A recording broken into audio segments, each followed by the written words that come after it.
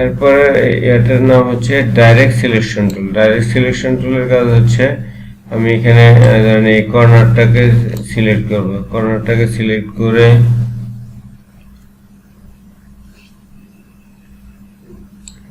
এভাবে আমি এটাকে কমাতে বাড়াতে পারবো, আমি আমার ইচ্ছে মতো এডিট করতে পারবো, যে কোনো একটা কর্নার বা যে কোনো একটা পাত। যেমন আমি যদি এই পাতটা ধরে এভাবে করে এডিট করতে পারবো, করতে পারবো, এটা ধরলে এটা এডিট করতে পারবো। এভাবে করে আমি ডাইরেক্ট সিলেকশন টুল দিয়ে একটা নির্দিষ্ট একটা পাতকে আমি ধরতে পারবো।